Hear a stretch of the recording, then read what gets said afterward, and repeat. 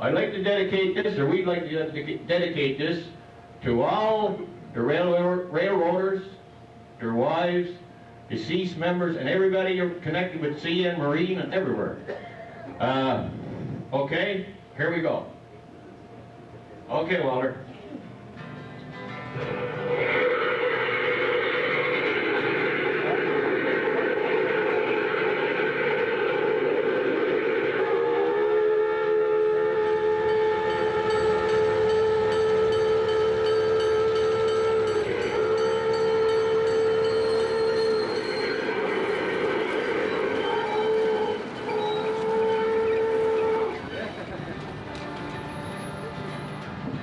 Come on and hop on board, boys, or you'll be left behind.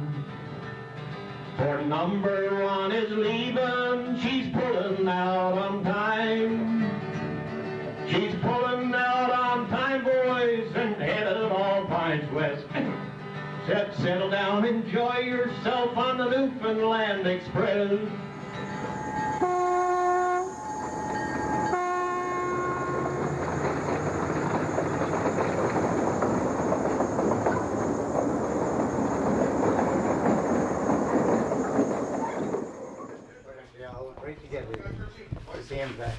He came out, I told her on the train, the first train to go through, and he told us cigars to everybody.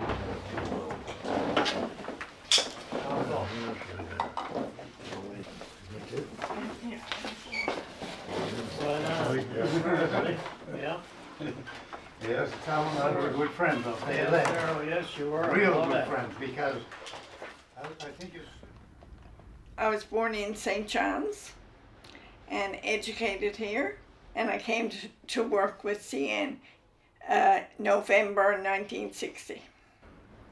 And I worked here till 1996, which makes 36 years. My uncle was superintendent of the dining car, and he was talking to his co-worker friend in church one Sunday, and he asked my uncle if he knew of anybody who would be a secretary. My uncle said, "Oh yeah, I have a niece who's just graduated from Prince of Wales Commercial."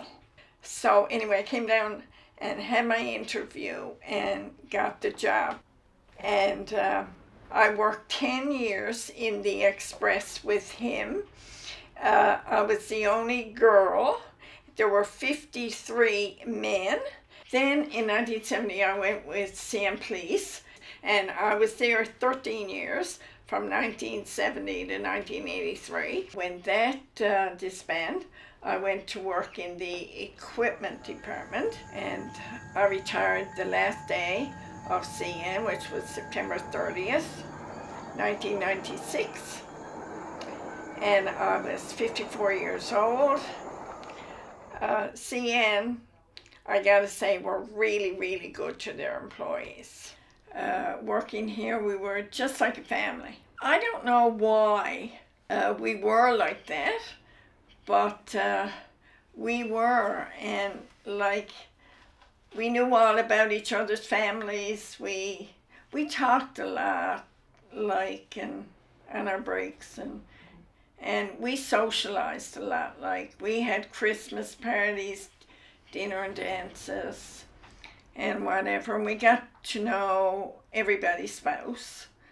And I gotta say, it was, I enjoyed, I gotta say, every day I went to work. I loved it. Everybody tells me that I married June because I could get a free railway pass. So.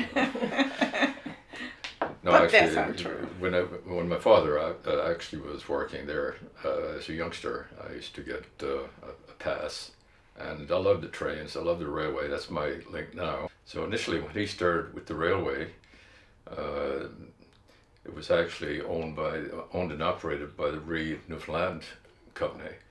But that folded somewhere around 1923, and from 1923 to 26, the railway here was run by the Newfoundland government, and a commission was actually set up to run the railway. But then starting in 1926, that's when the Newfoundland Railway actually began. Before that, it was called the Newfoundland Government Railway, but 1926 became the Newfoundland Railway, and it operated then right up to the time of Confederation. So in April 1949, that's when it became CN. So my father then went through all of those periods there, and he retired in '65, whereas the railway then folded somewhere around 1988. And that's why I'm involved now, although I wasn't directly involved with the railway. I'm now on the board of the CN Pensioners Association. I'm really thrilled with this organization and the way things are going and how they care for people and people that work with them over the years. I was born in Whistlerville, 1934. Then I moved to Carmenville, and from Carmenville went to Fogo Island, from Fogo in St. John, 1949. 51, I joined CN. I was looking for a job. I was 17 years old looking for a job. So I happened going around the station, went upstairs to see Mr. Earl, and I asked him, do you have any? Yes, he said, we got to open here right away for you. So that next day I went out, a paintman in, and the paintman's job, you had to wash a lot of dishes. I washed more in my sleep than what I did in the car. Yeah, they were good years. I had that for maybe a couple of weeks. Then I moved out in the kitchen as second cook. I was there for a while. And then the job came up, waiter. I took that job. And then the next summer, I had a chance to bid on the porter's job. Porter's job, which I liked very much. I met a lot of people. A lot of letters came in to me. You're doing a good job. And that made me feel much better. I was seeing 38 years altogether, but not as a porter all the time. The gentleman was the manager chef. He retired, and I got his job. So I was there with the manager till two of us retired. We never had space. Be honest with you, I don't know how we done it. Because there you are with three men, and you have a kitchen, size this, we say, and over that comes a stove. You had a coal stove then, and every night you get her ready, and the trainman or conductor come back and light the stove about 5 o'clock in the morning for you. In late years we had our own sleeper, but those chairs was comfortable. You turn them into the wall, and you have a mattress about 2 inches thick, I guess. And you had one cot. A lot of people want the cot, so whoever gets there first, that's who got the cot. Everyone was good, but a lot of us, not too many of us left now. You know, every day I think you see one or two in the paper. They're gone, you know. But they were the good days, I guarantee you. I was working with Bowwaters from 1952 until early part of 53, and I went to visit my sister in Bishops Falls, and her husband was working with CN, and he told me that they were planning on hiring sometime that summer, so I went to inquire about a job, and I was fortunate enough to get one. June the 18th, 53, I hired on as a brakeman. I worked at that until in various aspects of the service, passenger service and freight service from Port aux Basques to St. John's, and mostly between Clarenville and Bishops Falls. And in the early 70s, I transferred to engine service as a locomotive engineer, and that was what I stayed at until the railway closed in December 22nd, 88. That's when I got my notice saying that I was finished. And that's when I took my retirement. I come from a long line of railway relatives. My uncle Sam Dyack, he worked at Hotel Newfoundland.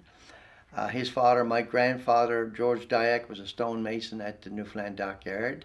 My father, Victor Greenland, worked his whole career at the Newfoundland Dockyard as a shipwright.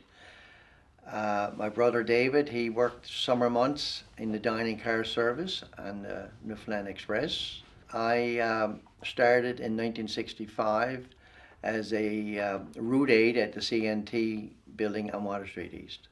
In those days, the railway had their own employment office, and they gave preference to sons or daughters of employees to join the service. So I started there, and I resigned 5 times, not knowing if I didn't like a job, I quit and go in the employment office and get a new one all the way. So I did that for 5 times before somebody said, you don't have to retire or resign to look for another job, and I didn't. So I stayed for 35 years. For maybe a year, I worked on the Newfoundland Express as a waiter, pantryman, waiter, that kind of stuff, and that was enjoyable. And then I went from there to the Newfoundland Dockyard. I worked as a labourer down there. Fantastic job. As you know, you get bumped, laid off, so you go back to employment office. So it was never a dull moment. And then on top of all that, as the railway started to shut down, I had to go and work in Deer Lake, Corner Brook, Stephenville, and that's where I retired from, Deer Lake, working with the road cruiser department. And I'm sure I missed a dozen jobs between. I was born in St. John's in 1927, in the west end of St. John's. I'm not a corner boy. I was born up in the country at that time. In 1943, I went to say I was 16 at the time, and so I spent 2 years on the North Atlantic during the Second World War. And after that, I went on passenger ships to New York, out of St. John's and New York and Halifax and the West Indies, South America. And I was with the Coast Guard before I joined Sea and Marine. And I was in the Arctic for 3 months. When I came home, I had 6 children, and my wife said, that's enough. So I decided to work with Sea and Marine. I went down, joined the coastal boats in 1960. And then my first coastal service was the Labrador. And I operated to Nain from St. John's and Bluesport and these places and the coast. And in the summer months, and then in the fall, we'd operate right around the northern Newfoundland, the Corner Brook. And then the winter, we'd operate on the south coast. When there was ice down there, we couldn't get down anyway. So we operated on the south coast. And for the first few years, I did operate on the south coast, and then I went on the Gulf service on the larger ships, you see. The first 2 years, I was the first mate when we were operating the Labrador. But I operated the Labrador for 10 years altogether, and but that was mostly master ships. So it was a good service. And actually, we left here on a 21-day run, you know, and we had no contact, or very little. Only contact we had was in the morning. We called the office in the morning and tell them our schedule for that day, where we're going to be. That's the only contact we had. And once in a while, they would call and ask for to go somewhere to pick up a patient, somewhere for hospital or something like that, and make a special trip for that, you know. But outside of that, we had no contact with the office at all. Everything, all the business was carried out aboard the ship. You read a lot of books. There was no television in those days and very little radio. And so I really like going to sea. Before you're married, it's the best job in the world. When you're young, you're going around to different countries and different places, and you're getting paid for it. So what more do you want, you know? I spent 3 years on a vessel before I went with the railway. I was 20 years old when I went with the railway. And I was just looking for a job, I guess. That's what it amounted to. I had made application at the time for to go to Battle Harbour, and that they were looking for operators down there. But I was after learning telegraphy in the station in Catalina, so I felt more or less obligated then to go to the railway. It's because the same day that I was to go over to the Labrador to Battle Harbour, I had a call that I could go with the railway. And since I learnt telegraphy with the railway, I thought I'd better carry on. Well, after being on the boats, and anybody this was only smaller boats I was on, and after taking a rough beating on those smaller boats, I didn't have any desire then. We used to carry live lobsters from Pictou to Boston in the spring of the year, where there's so many, in the Bay of Fundy, the tides is a 24 feet difference, which means that when the wind was against it, and the lobsters had to arrive in Boston alive, they were no good dead, so we had to, regardless of what the weather was, we had to go then.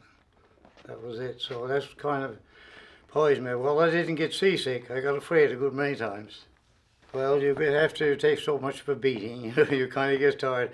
And my grandfather was lost at sea, and my grandmother was living with us at the time, and she didn't want me to go to sea anymore because he was never found, or no trace of the boat was ever found.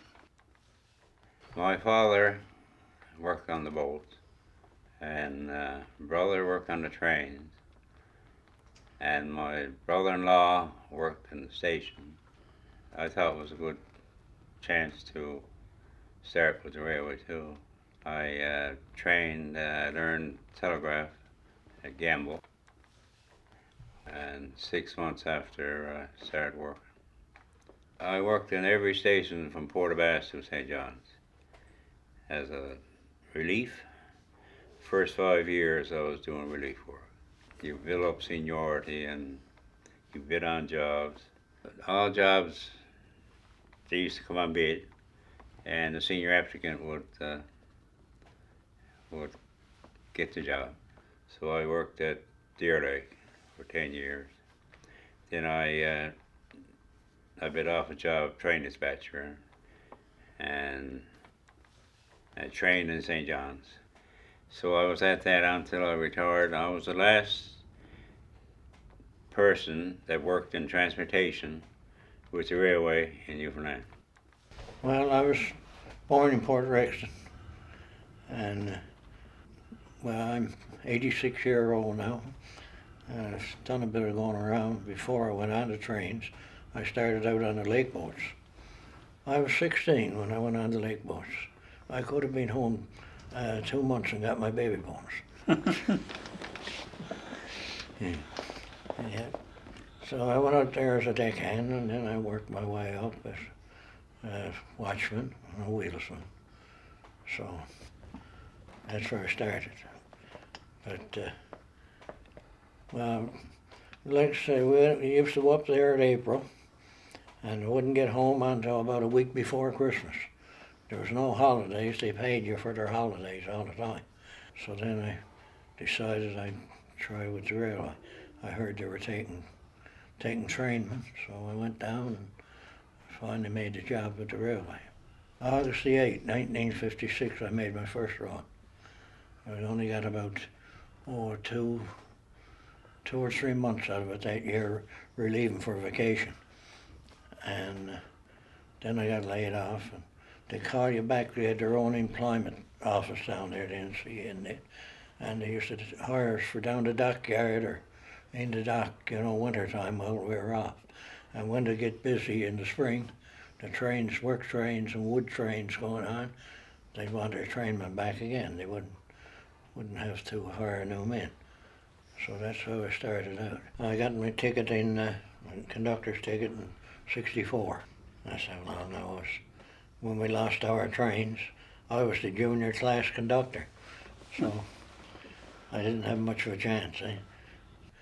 I had 12 years on the train. And when we lost our passenger train, there was 15 men to get seniority ahead of me to get jobs. I used to get bumped in the seniority. I was going to only go where the seniority would take you. And then I worked different places right through the railway, First off, I was a crew clerk down there, and drove the trucks, pickup, delivery, a side transfer, and I ended up in the ticket office here in St. John's. When I started work, In 1950, I worked with the radio cabs, a taxi stand in St. John's. And there was a fellow used to come, was laid off in the winter time, and he used to come down driving the car there. And he was telling me about the job on the railway. I said, I think I'll try and get a job. Yes, he said, go up. He said, they're looking for men later on. He said, put your name in. And in June, they called me of 54. And I went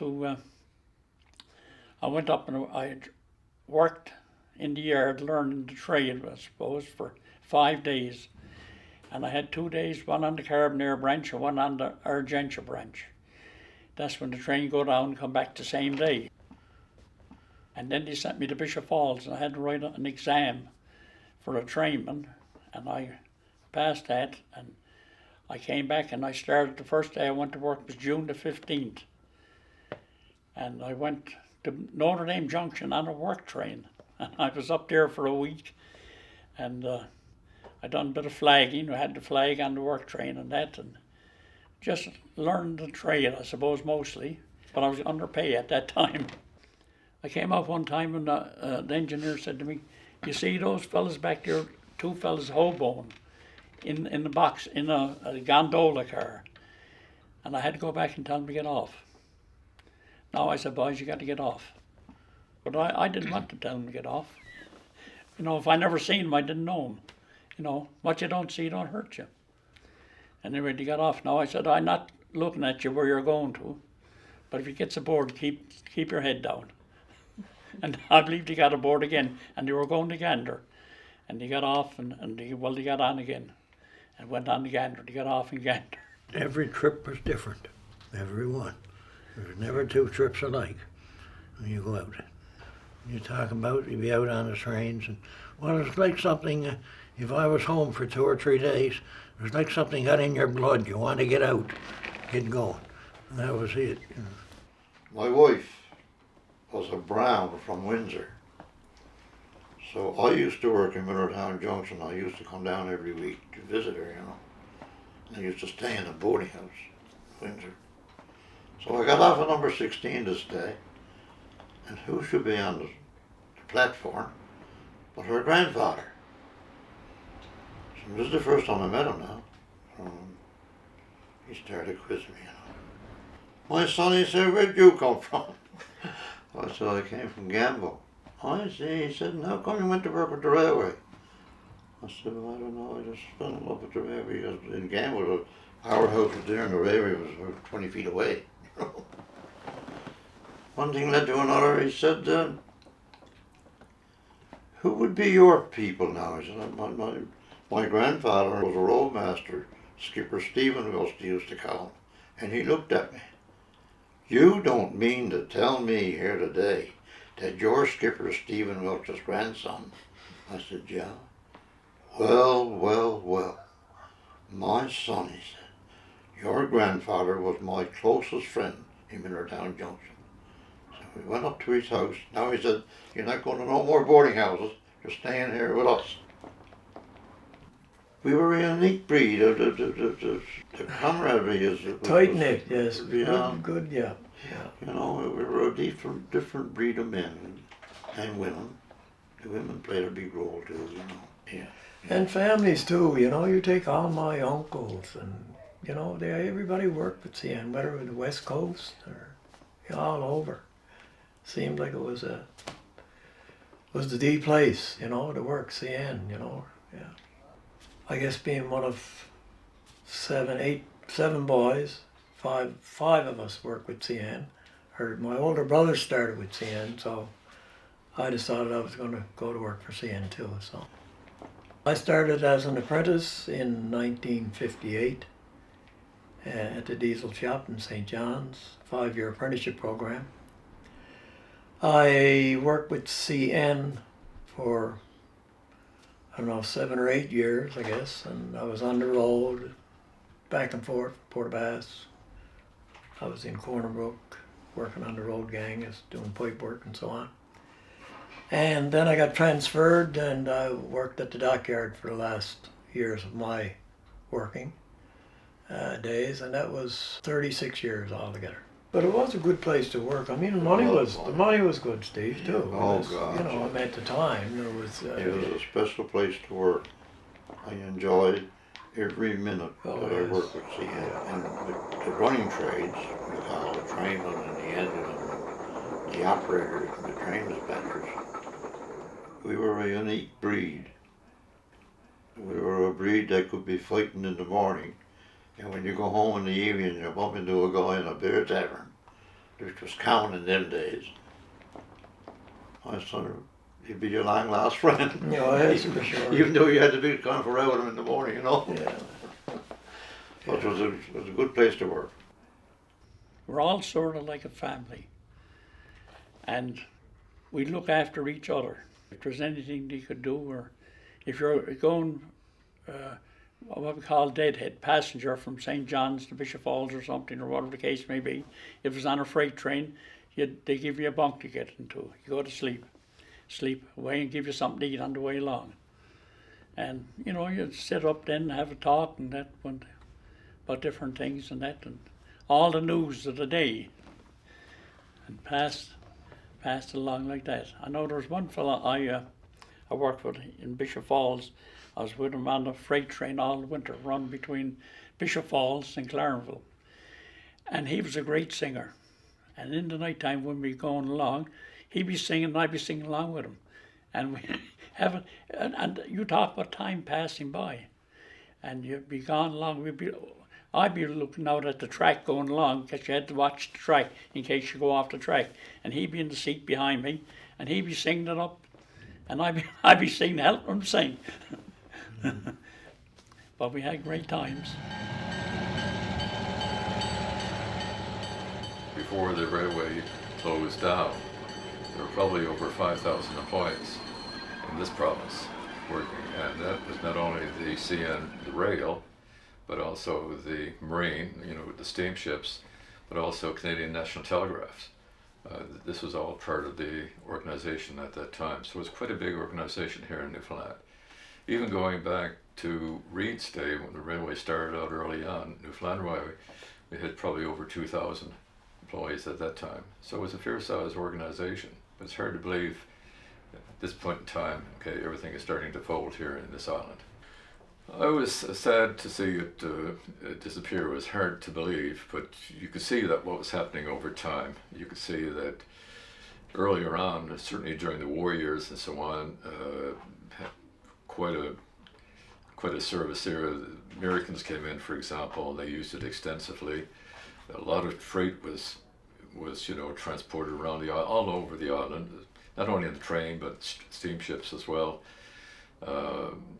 But then I would say the turning point was probably around 1966 when they opened the Trans-Canada Highway here in Newfoundland. That's when the freight started to go down. So you could see, in fact, that not only did the freight go down, but the number of passengers traveling certainly reduced at the time, because then you could easily travel across the island. So I think it was a slow movement down, but that's what happened. Well, I knew they were going to close down. That was inevitable that it was going to happen, you know, because all the outports, there's roads to most of the main outports, and you get freight around in trucks. But the railway gave a great service to Newfoundland for 100 years. I mean, they brought doctors and nurses and mail. We used to carry the mail, all the mail back and forth from Labrador, and books for the libraries and things like that. So it was a good service. We were locked up at the Delta that night, right? Yeah. And the next morning we were in a place with probably 100 people, and they gave us all the materials before they released it to the people. And we were still shocked.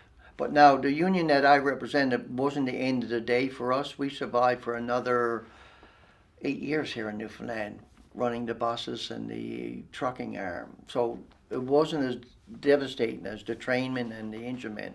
They had no work. It was a shock because we knew, as union reps, we knew things that the regular employee didn't know, it wasn't a surprise really, but a lot of younger employees were left in the lurch and, well, what am I going to do? Because the company wasn't going to protect everybody. The ones that was close to pension age, yes, they were going to be looked after. But further on down the line, there was a lot of younger employees that had doubts about their future. Some of them went to the mainland and some of them took training in other courses that CN paid for, and so they, apart from a few that really was only working 2 or 3 months a year anyhow, and had very little service, they sort of fell between the cracks. When CN closed, a lot of people did. Most of them moved to Toronto. And in fact, some of them are still living in Toronto. They never came back after they retired. But CN offered jobs anywhere in Canada where you wanted to go to work. You could bump someone that had less seniority than you had, that was junior to you. You could bump and replace them. And I had a lot of friends that did go because they wanted to get their time in to get their full pension. This all happened in 1996 with us. In 1988, when the railway shut down for 3-4 years, we're taking up the rails and stuff like that. But we never thought that they would get rid of our trucking arm or the bus operation, and that devastated a lot of people. But we still had opportunities sending them up to Canada to get work. We used to be called the Brotherhood Railway Airline Station Employees and Clerk, and that was changed. That was called BRAC. Then it was changed to the TCU, Transportation Communications International Union, and then the steelworkers after that. So basically, I looked after the clerical, truck drivers, you name it, in CN, not the running trade, from here to the other end of the island, plus the Marine Atlantic employees in Goose Bay and Argentia and St. John's. So I did all that while working full time. It was a big responsibility, but all in all, we didn't like the railway to go, and it was strictly a political decision, and we regretted it, but we had to make the most with what we had to deal with. It was really sad. It was really sad, and I was back at where I started in the same office in the Express building in the same corner as where I started 36 years before that. And we were packing up, and well, months before there were rumors that the railway was going to close. We were all surmising different things and wondering what was going to happen, wondering, if we were going to get full pensions, wondering if we were still going to keep our CN passes. And like the CN pass, for me personally, was a big thing because I used the CN pass a lot to travel, and especially on the mainland.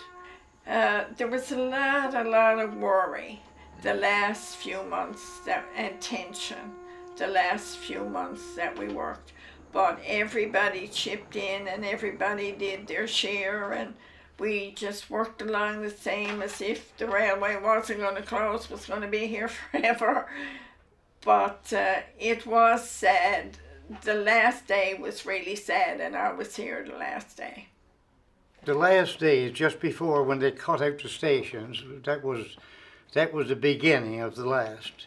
What they did, they took the agents. My job at Lewisford at that time was agent operator, and they took all the agents of the station and kind of demoted them. They gave you the same pay, but they kind of demoted them. So for us, and so the junior, when we were back, then the junior operator, he had to go, you see. This is the way that was. And nobody really was too happy in the last few years, you know, because we knew the knife was coming, but we didn't know exactly when, you know what I mean? But then when it struck, it took us all by surprise, so to speak, you know. But we stayed, the railroaders were a family. We lived together in staff houses, you know, where there was staff. That was just 4 across the line. And we lived there, everybody together, trainmen and enginemen and operators. We all lived together. I was assistant chief. I was chief dispatcher here in St. John's. The word got out that the railway was going to close in 1988, so the superintendent called me in the office and said he was leaving the job. He was being retired. There was only a few people going to stay behind to oversee the dismantling of the railway. So he asked me would I be satisfied to go on the road and supervise crews, engine crews and train crews to see that the dismantling of the railway goes along according to oil, you know. Well, there was a lot of angst, anxiety, that people were losing their jobs, you know. But they settled down to it and they all got good compensation and everything, you know. But it was sad to see. It ended up on the last, I had to go out and get it, you know, I wasn't old enough to get my pension, so I had to go out and help take up the rail. And that was the saddest days. But I had to go out, I was up around Port Blandford taking up the rail and so on. And that was it, I had 36 years. And at that time I was old enough to retire and get my pension. So. The last days, 2 years, they were taking up track. And there was 2 of us left. We were junior dispatchers. And we were the youngest dispatchers. So we were under 55. We worked, 2 of us worked to work trains until the rail was all taken off. Then we were still under 55, and then we were on security. And that consisted of driving bus drivers back and forth to the hotel and patrolling the yard and just punching time. And it finally closed. The other guy reached 55 before me, so he retired. And I reached 55 in June, or in November, but I went out in June. And with a handshake, and that was it. I wasn't looking good for several years, and it was politics. And we never had much going for us. Everyone was against it. And I was one of the lucky ones, I guess. I was almost 55 and I got a pension. So I'm still here. Well, it was pretty sad because, well, you know, where I grew up in Bishop Falls, I mean, it was a railway town. Everybody worked for the railway pretty well. And with the 2 railways there, it was a big part of growing up. And they'd coal up in Bishop Falls because Bishop Falls was one of the main stops then, was crew changes and so on. And they'd load up the train with coal, tender, and when to come by our place, our house, the track was very close to our fence, and some of the coal would fall off the tender, and we'd have the buckets then, and we'd bucket and pick it up, and we used to get 10 cents a bucket then for the coal because everybody burned wood then, you know. And coal was a real, wow, that was great, that bit of coal. So we did that lots of times. And we were known to, when we were a bit older, 12, 13, 14, the train would come through very slowly when we were going along the crossings, and we'd climb on top of the boxcars and run on top. And it was a challenge who'd go, how many boxcars you could get before the train would get out, you know, and we'd get down off them. But yeah, the train was big time. One of the memories I have, in fact, when I was a kid, even growing up, traveling, I used to travel quite a lot on the train. I had got a free pass too. My father worked with the railway, but what I really used to enjoy was the dining car. That service was really something to talk about there, because in those days they used to have linen tablecloths, they had silverware, all kinds of fancy, and the food was really something to talk about. So I think for many people, traveling the train was special, but particularly the dining car service. Seeing was a good place to work, and I thought about it a few times. There's not one there would argue against each other. Everyone's a friend. And go to a funeral would be, like I say, a dry eye in her, because you're missing a brother. Because you were sleeping with him, just want to say, you're all there together, right? And a lot of people, I don't know, when you look back at it, the people that you met, and even to this day, they speak to you. Boy, that Simon was some good on train.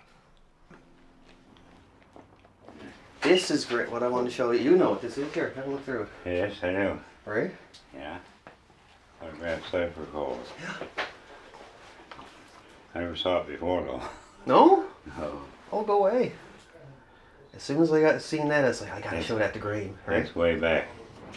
The pensioners have done a lot for me. I'm with the Avondale Railway Museum, and they've been so gracious, like letting me come in here and hang out on my way to work, and just like support, like information-wise, time-wise, or just a real good group of people, and their stories are just amazing, and I'm so happy like that their stories are being told, because it's the railway built the province, and a lot of people kind of take it for granted or don't realize. So the more stories we hear from these gentlemen, it's really exciting, and I'm really happy that they're putting up with me.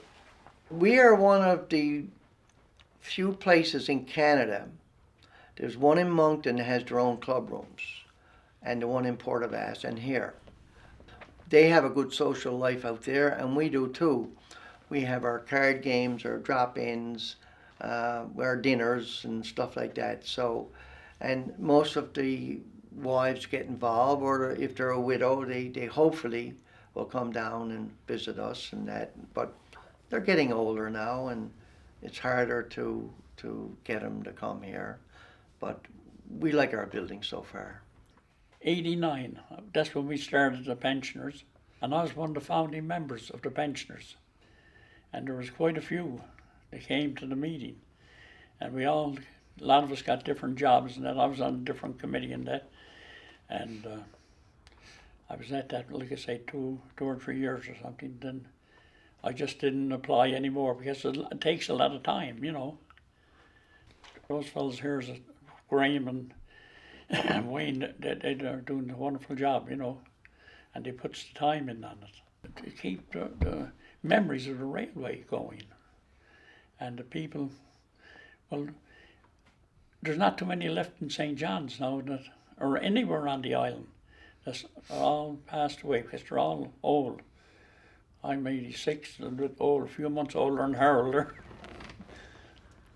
And I had a good life at it, and I retired, and I got 31 years retired now, so I get a good pension out of it, and I'm quite satisfied.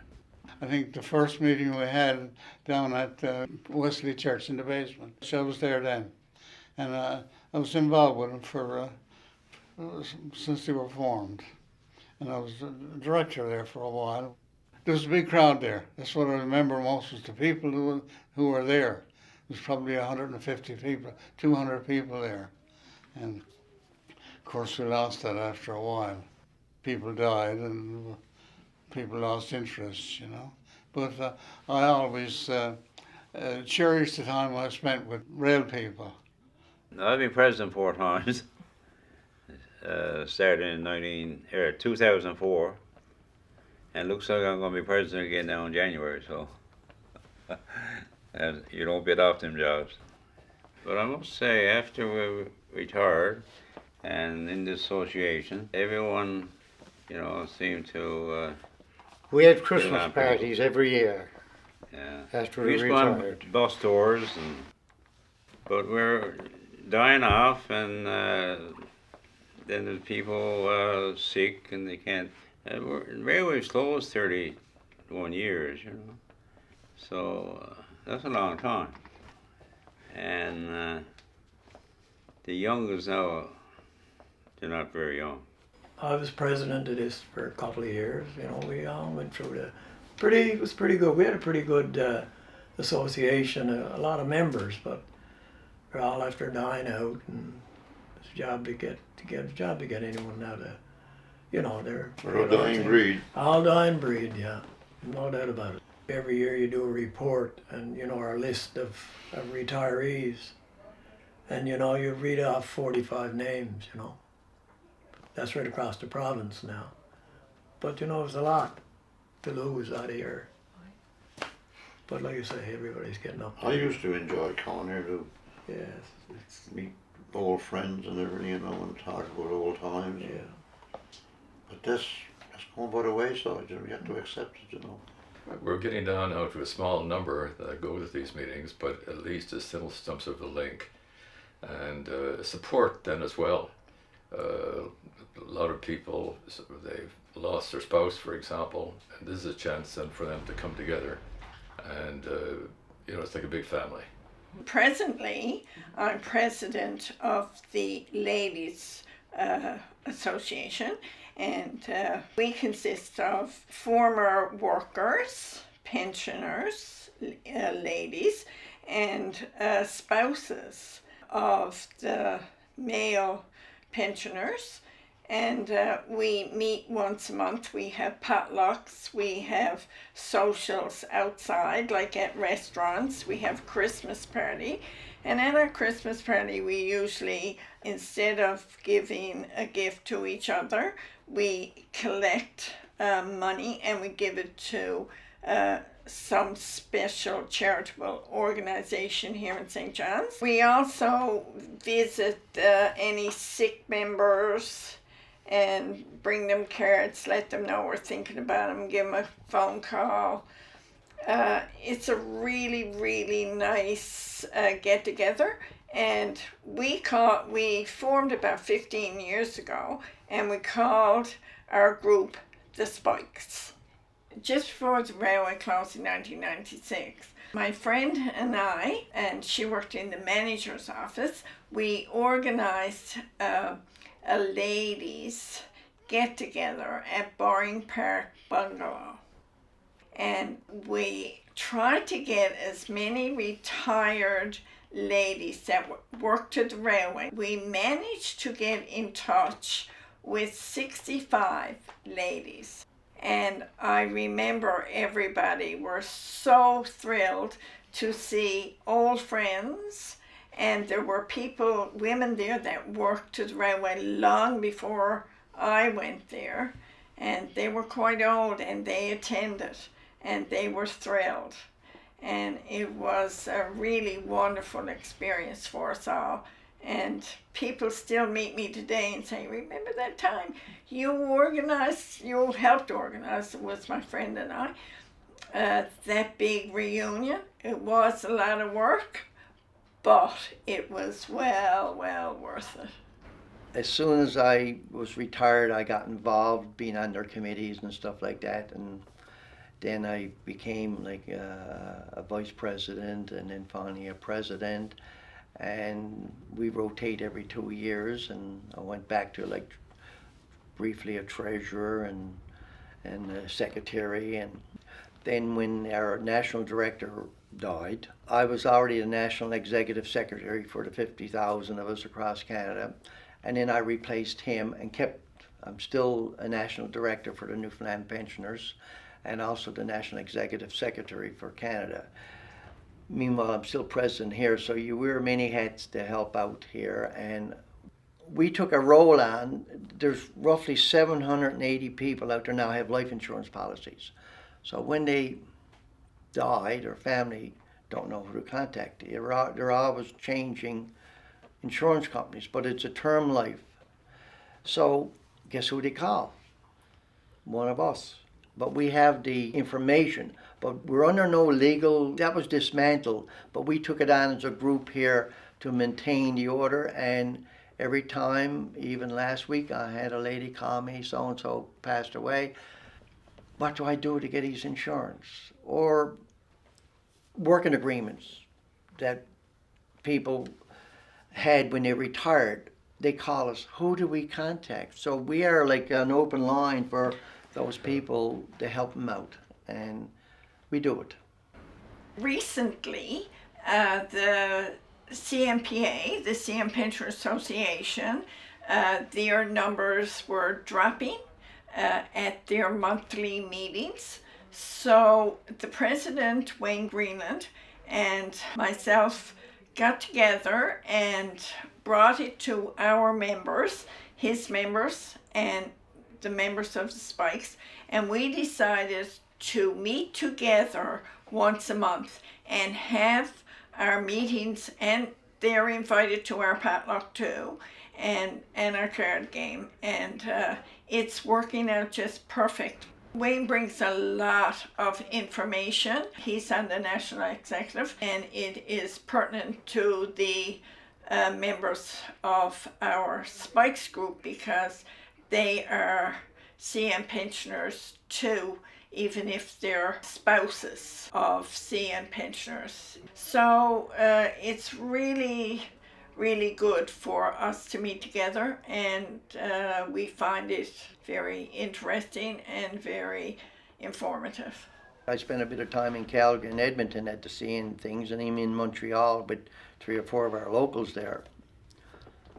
People are retiring all the time. They're coming in as 55-year-olds and ready to go.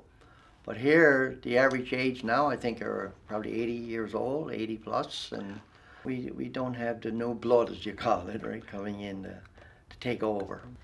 Well, eventually, you know, we're going to go the way of the dodo bird. I mean, there's nobody coming up from the bottom, they're falling off at the top. So whether it's 10 years' time or 20 years' time, but we'll cease to exist. And but until that time comes, we gotta keep together. That's handed down from our working days, because you know we were a family. You went to work, and if your next door neighbor was working with you, you went to work together in one car, and you cooperated with your employers, and you get away from home, especially anybody in the train service. You leave home to be back the next day, and the next day could be 4 days' time. So a lot of things you ran out of, so your buddy that was working with you helped you out. That's the type of a family we were. And this continues on even today amongst the ones that are retired. We look after each other. The last train out of St. John's forevermore.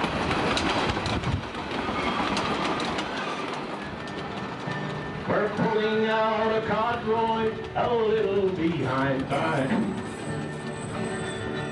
and soon we'll be in Port-au-Prince, the last stop on the line. The boat from North Sydney, which stops here as you guess, will take away our passengers off the Newfoundland Express. We'll take away our passengers off the Newfoundland Express.